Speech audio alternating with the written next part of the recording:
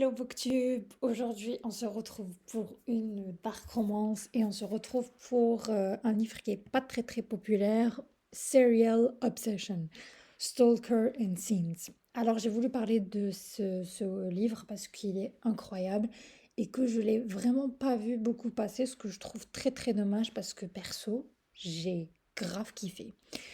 Ce livre est écrit par l'autrice Raven B. Davis. Alors, on a dans ce livre Morana. Morana qui est une informaticienne et elle travaille dans une boîte. Elle est en couple avec un mec dont je ne me souviens plus le prénom. Et ce mec, ça va. Elle n'est pas vraiment amoureuse de lui. Ils n'ont pas une vie ensemble de ouf. Mais elle a une certaine stabilité avec ce mec, donc elle préfère rester avec lui quand même. Parce que quand elle était plus petite, elle est tombée amoureuse d'un garçon dans lequel elle était dans le même foyer. Parce que Morana et ce garçon n'ont pas de famille, ce sont des orphelins. Et ils se sont rencontrés dans un foyer pour orphelins, quoi. C'est très triste à dire. Et le problème avec Kael, c'est que il est émotionnellement incapable de ressentir des émotions, si vous voyez ce que je veux dire. Il y a un gros problème au niveau de ses émotions. Il a subi beaucoup de traumatismes quand il était gosse. Et vu que leur histoire à eux, elle avançait pas, même elle était genre, t'es mon ami, mais il y a des trucs que je peux pas faire avec toi, alors que elle voulait vraiment être avec lui. Ils ont fini par se ghoster l'un l'autre, si je puis dire. Elle lui envoie des messages, mais il répond jamais. Il n'est pas présent pour elle, elle est plus là pour lui comme elle avait l'habitude de l'être. Et du coup, ils se sont un peu, enfin, c'est pas un peu, ils ont pris leur distance l'un l'autre. C'était surtout elle parce que elle avait besoin au fait de passer à autre chose vu que Kael n'allait jamais vraiment l'aimer comme elle voulait être aimée. Sauf qu'un jour, et de manière totalement inattendue, il l'a appelé et plutôt il lui a envoyé un message, je crois, et c'était prévu qu'ils se rencontrent dans un bar. Alors, elle a passé toute la journée à ruminer, qu'est-ce qu'il veut, qu'est-ce qu'il y a, machin, bidule. Elle y va, bien sûr. D'ailleurs, c'est le premier chapitre. Le premier chapitre, c'est là où elle va le voir dans le bar. Et on comprend que, ouais, il a vraiment pas très bien pris le fait qu'elle se soit fiancée maintenant et qu'elle est prête à tourner la page parce que lui, il est encore au stade de comment ça, t'es fiancée? Et alors qu'à elle, il est passé maître dans l'art de masquer ses sentiments. Le mec, elle parle avec lui, il parle avec elle, mais elle sait vraiment pas ce qui se trame dans sa tête. Morana est juste en train de répondre à des questions. Elle s'en pose 10 000 aussi, genre pourquoi maintenant? Ça fait quelques années qu'on se parle plus, pourquoi il a décidé de revenir dans ma vie? Bref, vraiment, il y a beaucoup de non-dits entre eux et la tension est présente, si vous voyez. Mais la tension des non-dits et aussi une tension sexuelle entre les deux, hein, on va dire les termes. Et quand elle va pour rentrer chez elle, je crois qu'elle habite à New York, mais je ne suis pas sûre de cette information. Normalement, c'est Central Park. Elle va sur un parc, ça je m'en souviens bien, pour couper, parce que c'est plus rapide par là-bas. Elle se retrouve nez à nez avec un stalker masqué. Et ce stalker, il a un couteau et il est très flippant. Du coup, elle s'enfuit et elle se retrouve dans les bois. Sauf qu'il la rattrape et manque de bol, il est beaucoup plus fort, beaucoup plus rapide qu'elle. Donc, ouais, il la trouve tout de suite. Et il lui fait bien comprendre qu'il a envie de lui faire beaucoup de choses, si vous voyez ce que je veux dire. Sauf que il est interrompu, manque de bol ou gros bol, par un couple qui faisait ce genre de choses. Et lui, ça lui plaît pas du tout.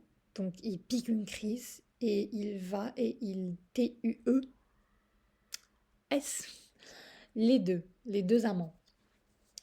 Oui. Et ensuite, il la laisse comme ça. Il l'a appelé mon petit lapin. Il lui a donné ce surnom dès le premier MEUTRE.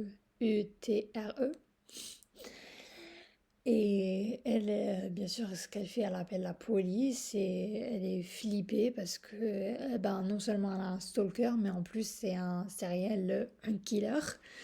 Donc ça va pas du tout. Et on est sur cette ambiance pendant tout le livre. C'est qui son stalker? Qu'est-ce qu'il lui veut? Parce qu'il lui dit rien du tout, mais il sait tout sur elle. Limite, la meuf, elle a un système de sécurité infaillible. Elle se retourne un jour, bam, il est dans son appartement. Je peux pas vous en dire plus en ce qui concerne le serial killer, mais je vais vous dire qu'il va se passer plein de trucs entre lui et Morana, des trucs consentis hein, des deux côtés, parce que ouais, il y a un truc entre vous. On sent que ça va plus loin qu'un simple stalker. Il sait beaucoup de choses sur elle que personne d'autre ne sait, dont elle a jamais parlé à personne.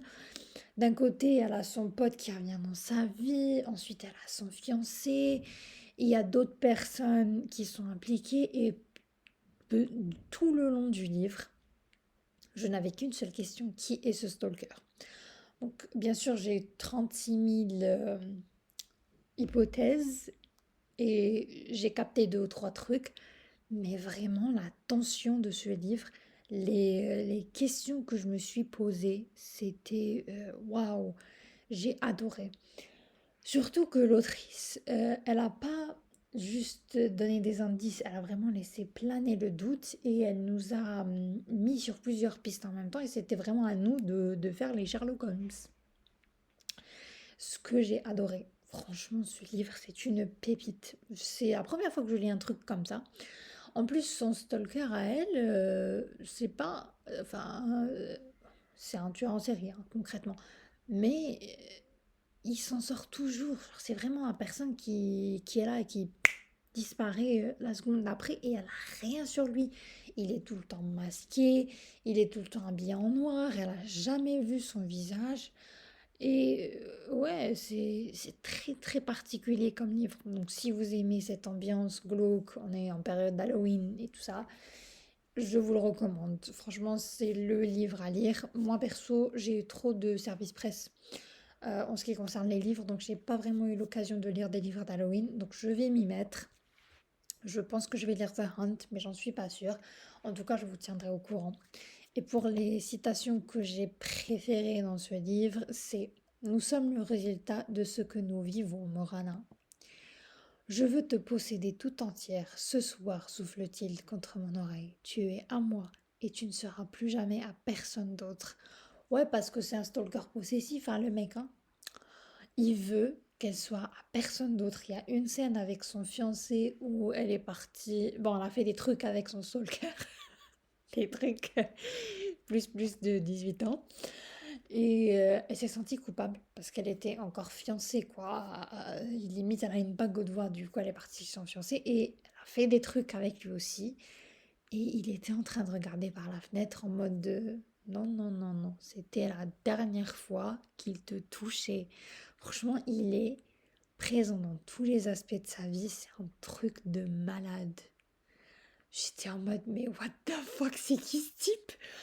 En plus, vraiment, l'autrice, elle te tient en haleine jusqu'à la fin du bouquin. Et quand j'ai enfin su qui c'était, je me suis dit, ah ouais, ah le truc, elle y a réfléchi pendant combien de temps? Parce que, voilà, je suis scotchée.